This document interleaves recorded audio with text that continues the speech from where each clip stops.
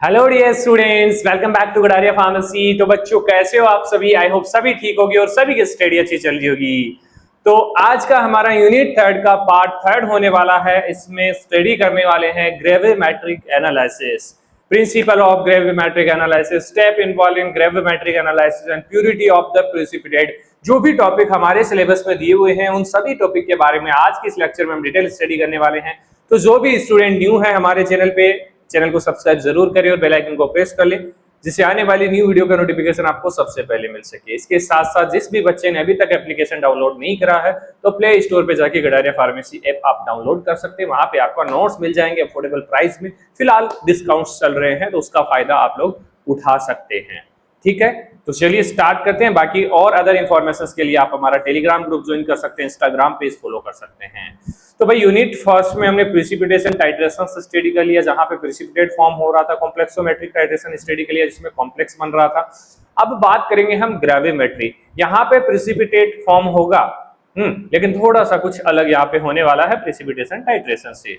तो gravimetric principle and step involve in gravimetric analysis, purity of precipitate, coprecipitate, post precipitation, estimation of barium sulphate हमारा example यहाँ पे दिया हुआ है। तो ये सारे टॉपिक हमें स्टडी करने हैं। तो चलिए स्टार्ट करते हैं। तो भाई देखिए, हमने प्रिसिपिटेशन टाइट्रेशन के अंदर देखा कि प्रिसिपिटेट बन रहा था लेकिन वो इंसोल्यूबल बन रहा था।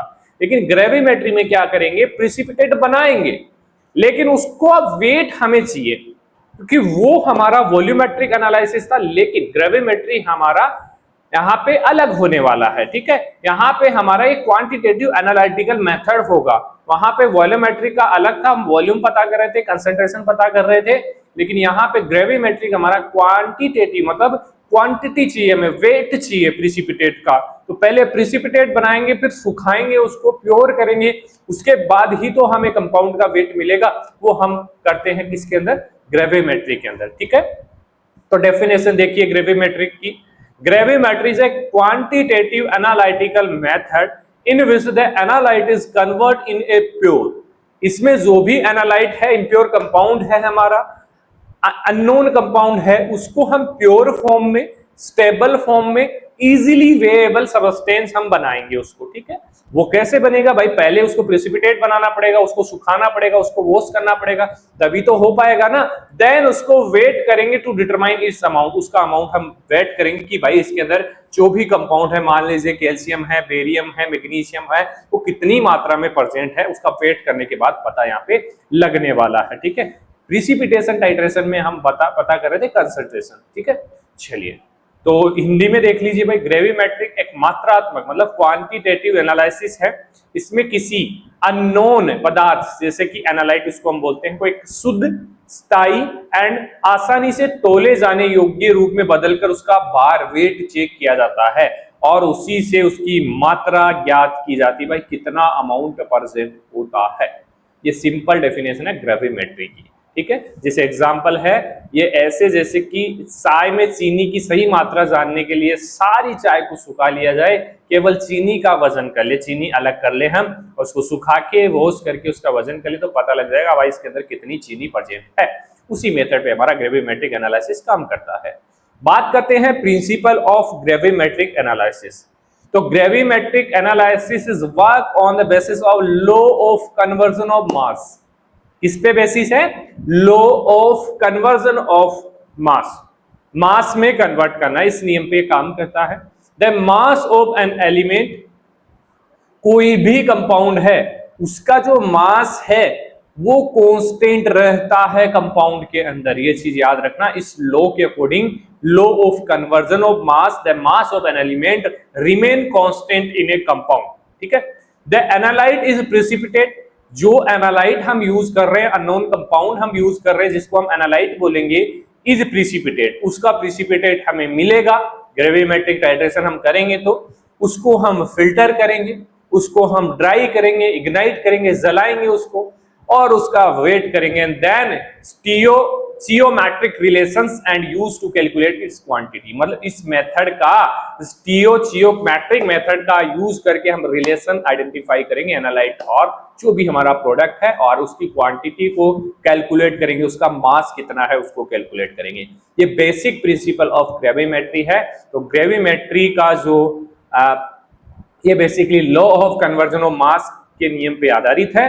किसी भी कंपाउंड में तत्व का जो द्रव्यमान है, मास है, वो स्थिर रहता है और जो एनालाइट है, अज्ञात अननोन कंपाउंड है, उसको प्रिसिपिटेट करके, उसको छान के, सुखाकर, जलाकर तोला जाता है और फिर इसको स्टाइकियोमेट्री द्वारा उसकी मात्रा निकाली जाती है कि उसका अमाउंट कितना परसेंट है। ठीक है, ये प्रिंसिपल है बेसिकली। जैसे कि दूध को उबालकर सुखाने पर हमें इसका ठोस अवशेष क्या मिलता है, ठोस प्रिसिपिटेट। दूध को जब आप लोग उबालते हैं या फिर कोई भी मिठाई वाले उबालते हैं तो क्या मिलता है, खोया मिलता है, मावा मिलता है। ठीक है, और उसी के वजन से हम दूध की शुद्धता बता सकते हैं कि कितना प्योर है हमारा दूध। ठीक है, उस हिसाब से यहाँ पे हम ग्रेविमेट्रिक एनालिसिस में करते हैं। नेक्स्ट है, कितने स्टेप होते हैं ग्रेविमेट्रिक एनालिसिस। वैसे हमने देख लिया भाई, प्रिसिपिटेट बनेगा, ड्राई करेंगे, जलाएंगे, सुखाएंगे, हैं, वॉश करेंगे, ये सारे स्टेप्स ही तो हैं। फर्स्ट है प्रिसिपिटेशन करेंगे, जो भी कंपाउंड है उसका प्रिसिपिटेट हमें बनाना है। तो analyte convert into insoluble compound, जो हमारा प्रिसिपिटेट है उसमें कन्वर्ट होगा। अज्ञात पदार्थ को अघुलनशील यौगिक में बनाया जाता है। जैसे कि बेरियम आयन है, उसको सल्फेट के साथ रिएक्शन करवाएंगे तो क्या बनेगा, बेरियम सल्फेट, ये प्रिसिपिटेट है। ठीक है, उसके बाद डाइजेशन किया जाएगा, पकाया जाएगा, उसको उबाला जाएगा, अवशेष निकाला जाएगा उसका। Heating to make particle larger and pure, जैसे चावल को हम पकाते हैं ना, जैसे चावल को धीमी आंच पर पकाने से दाने अच्छे बनते हैं, बड़े हो जाते हैं, होते हैं ना। दाल को देख लीजिए, चावल को देख लीजिए, उसके बाद उसको फिल्टर किया, जैसे चावल को छानते हो ना आप लोग उबालने के बाद, वैसे ही यहाँ पे भी होगा। फिल्ट्रेशन करेंगे, फिर उसको वॉश करेंगे, छानना और धोना, ये थर्ड स्टेप हो गई भाई। सेपरेट हो जाएगा जिससे जो भी हमारा प्रिसिपिटेट है, और इम्प्यूरिटीज रिमूव हो जाएगी। जैसे चावल हमारा दाना में मिल जाएगा, बाकी सारा मटेरियल निकल जाएगा, उसको इम्प्यूरिटीज मान लीजिए। ठीक है, जैसे चाय बनाते समय छलनी से छानकर पत्तियां अलग करते हैं हम। ठीक है, पत्तियां अलग कर लेते हैं, चाय नीचे निकल जाती है हमारी। ठीक है, प्रिसिपिटेट हमारा अलग से हमें मिल गया। ठीक है, चलिए, वहां पे चाय हम पीते हैं, लेकिन यहाँ पे उल्टा होता है, हम प्रिसिपिटेट हमें चाहिए, नीचे वाला लिक्विड नहीं चाहिए हमें। ठीक है, उसके बाद उसको ड्राई किया जाएगा। प्रिसिपिटेट जो भी मिल गया उसको ड्राई करेंगे, जलाएंगे। इग्निशन का मतलब थोड़ा बहुत जलाएंगे उसको सुखाने के लिए। ड्राई इन ओवन और फर्नेस, कांस्टेंट वेट हमें मिलेगा, जो भी वेट मिलेगा उसके बाद उसको तोला जाएगा, वेट किया जाएगा। फाइनल मास रिकॉर्ड किया जाएगा। ठीक है, कितना मास है उसके बाद उसकी कैलकुलेशन की जाएगी। ठीक है, form PPT mass, analyte amount with stoichiometry से हम इसको कैलकुलेट करेंगे इसका मास। ठीक है, तो ये 6 स्टेप यहाँ पे हो गई हमारी। फर्स्ट प्रिसिपिटेशन बना, उसके बाद हमने उसको डाइजेशन किया, पकाया उसको, उसके बाद उसको हमने क्या किया, उबाला हमने, उसके बाद उसकी ड्राई की, इग्निशन किया, उसके बाद उसका वेट किया, उसके बाद हमने उसके कैलकुलेशन की। ये 6 स्टेप हमारी ग्रेविमेट्रिक एनालिसिस के अंदर होती है। नेक्स्ट देखिए, रिक्वायरमेंट ऑफ ग्रेविमेट्रिक प्रिसिपिटेशन। क्या क्या रिक्वायरमेंट हो सकती है इसकी। Precipitate must be pure, pure होना चाहिए जो भी प्रिसिपिटेट हमें मिल रहा है। स्टेबल होना चाहिए, इजीली फिल्टर कर सके उसको। लो सोल्यूबल होना चाहिए, सोल्यूबल हो जाएगा तो वो लिक्विड में नीचे निकल जाएगा, फिल्ट्रेट कहां से मिलेगा हम।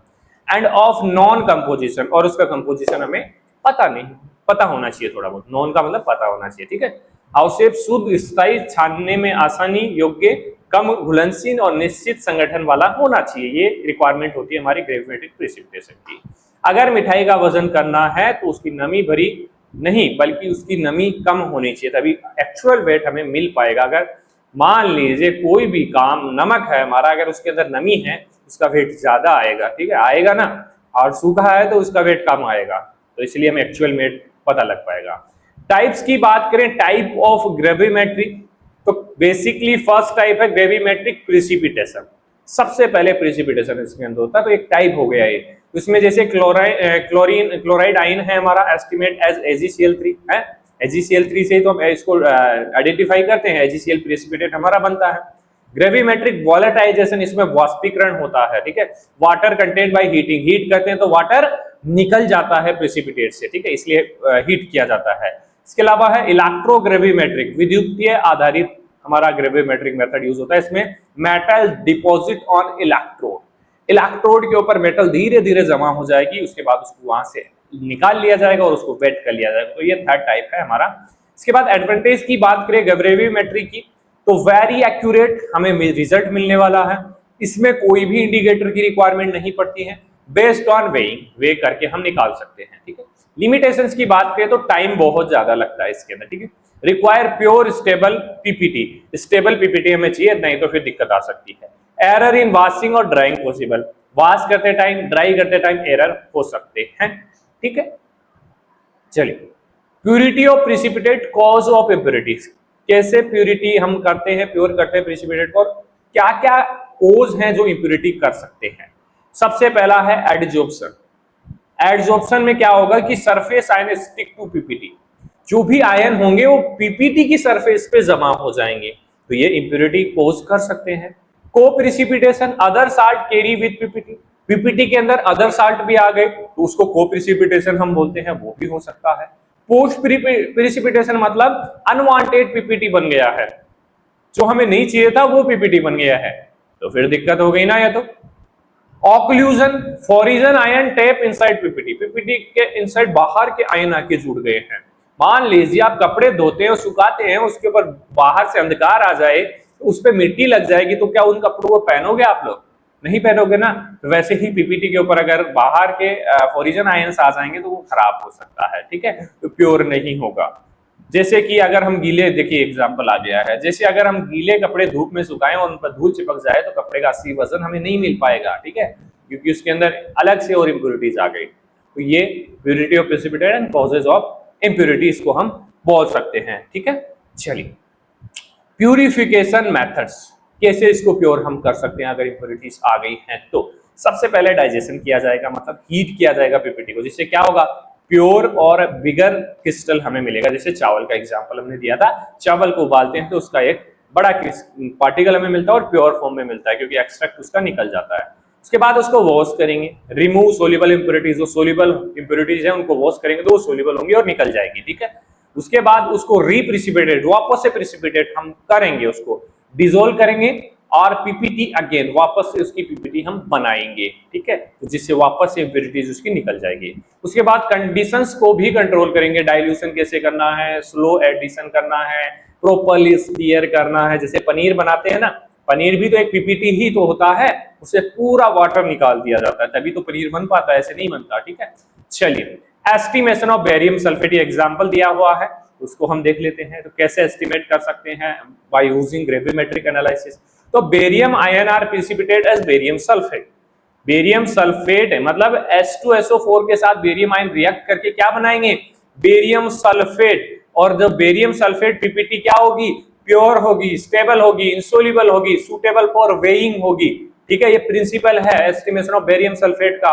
रिएक्शन क्या होगी, barium chloride plus H2SO4 react करके क्या बनाएंगे, बेरियम सल्फेट पीपीटी बनाएंगे और HCl यहां से निकल जाएगा। सिंपल रिएक्शन है। स्टेप क्या क्या होगी भाई, सबसे पहले तो प्रिपेयर करेंगे BaCl2 सॉल्यूशन, उसके साथ उसके ऐड करेंगे डाइल्यूट H2SO4, जिससे हमें पीपीटी मिलेगी बेरियम सल्फेट। जैसे हम पहले दूध को गर्म करेंगे, उसमें फिर कुछ डालेंगे, सोडा वगैरह, नींबू वगैरह डालेंगे, उसके बाद ही तो पीपीटी बनेगी हमारी, तो वैसे ही इसमें है। उसके बाद उसको डाइजेस्ट करेंगे, फिल्टर करेंगे, वॉश करेंगे उसको, ऐसे तो करते हैं पनीर को पहले, फिर डाइजेस्ट करते हैं, वो कुछ प्रोसेस नहीं होती होगी लेकिन फिल्टर तो करते हैं ना, कपड़े में डालते हैं, फिर उसको वॉश करते हैं, पानी से धोते हैं, ठीक है, फिर उसको रखते हैं एक जगह, ड्राई करते हैं, इग्नाइट टू कांस्टेंट वेट, उसके बाद उसका वेट करके आपको दे दिया जाता है कि आप भाई आप बना लीजिए पनीर की सब्जी, है ना। ऐसे ही थोड़ी आपको डायरेक्ट निकाल के ये लो पनीर, आप खाओगे नहीं उसको, ठीक है।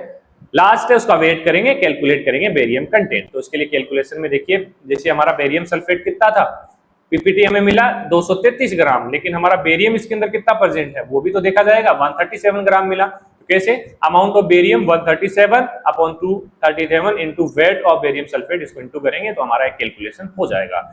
ये वह वैसा ही है जैसा आलू को पानी निकाल कर सुखा देने के बाद केवल उसका असली वजन जानना होता है।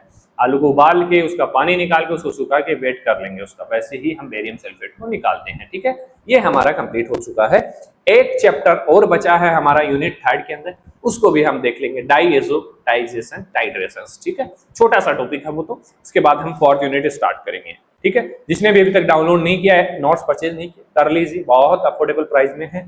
इस प्राइस पे भी हमने डिस्काउंट कर दिया है बेटा, इस पे भी डिस्काउंट चल रहा है अभी, अगर आपने नहीं देखा जल्द ही खत्म हो जाएगा, लिमिटेड स्टूडेंट के लिए है, आप लोग जाके इसका फायदा उठा सकते हैं। 249 आई थिंक हमारा प्राइस चलता रहता है, डिस्काउंटेड प्राइस है ये। बाकी नॉर्मली आपको 299 देखने को मिलेगा, लेकिन डिस्काउंटेड प्राइस में आपको 249 मिलेगा। वो कभी कभी ऑफर्स आते हैं, आप वेट मत कीजिए, डाउनलोड कीजिए, ऑफर आते ही आप तुरंत परचेज कीजिए, ठीक है। और बाकी कोई भी डाउट हो तो एक व्हाट्सअप नंबर दिया हुआ है, इस पे मैसेज कर सकते हैं, कॉल कर सकते हैं। कॉल का टाइम 9 to 7 PM होने वाला है, ठीक है। ज्यादातर आप मैसेज कर दोगे तो आपको रिप्लाई मिल जाएगा। चलिए मिलते हैं नेक्स्ट वीडियो में, धन्यवाद।